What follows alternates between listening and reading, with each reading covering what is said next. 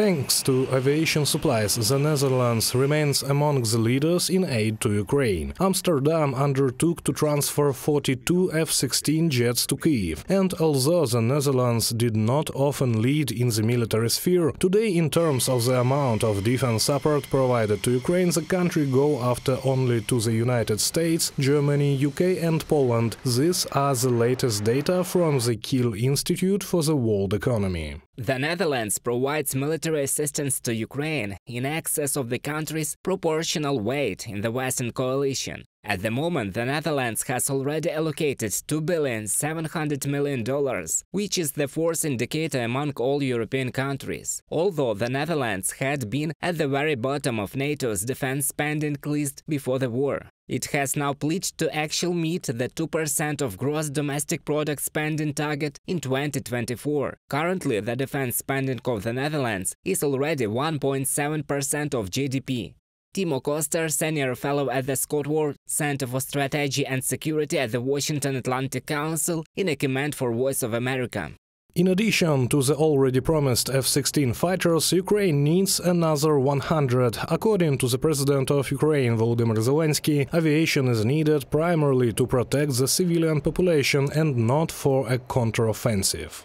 Today we have an agreement on the forthcoming delivery of 50-60 fighters. In total, we need about 160 fighters in order to have a powerful air force that will not give Russia the opportunity to dominate the airspace. We are at war with Russia. We are fighting for our Ukrainian land against the aggressive policy of the Russian Federation. We need jet fighters just to protect ourselves, to protect our land, our sea, our sky.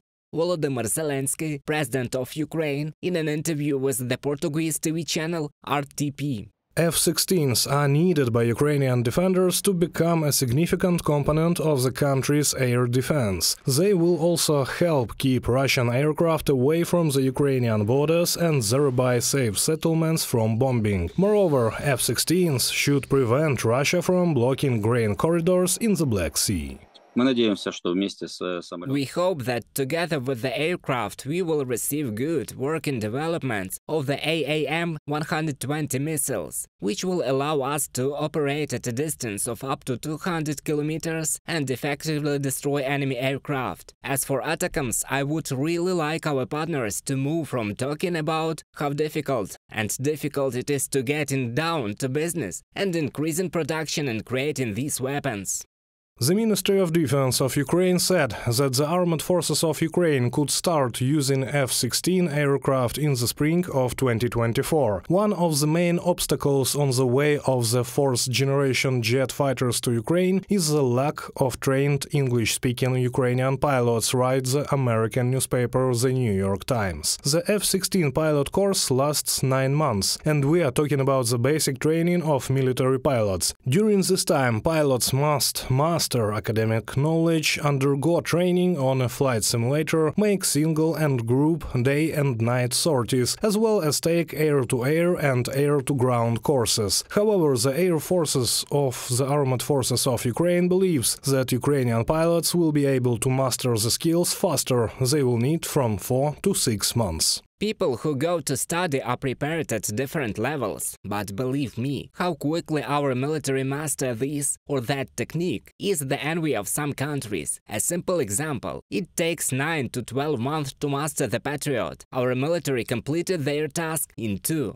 Oleksiy Danilov, secretary of the National Security and Defense Council of Ukraine, in an interview with NV.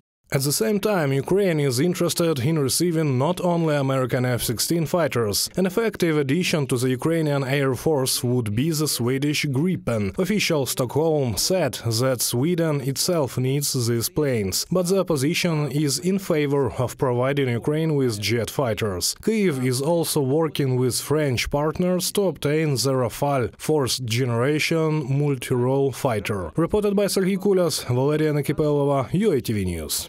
ВВС Франции в 2006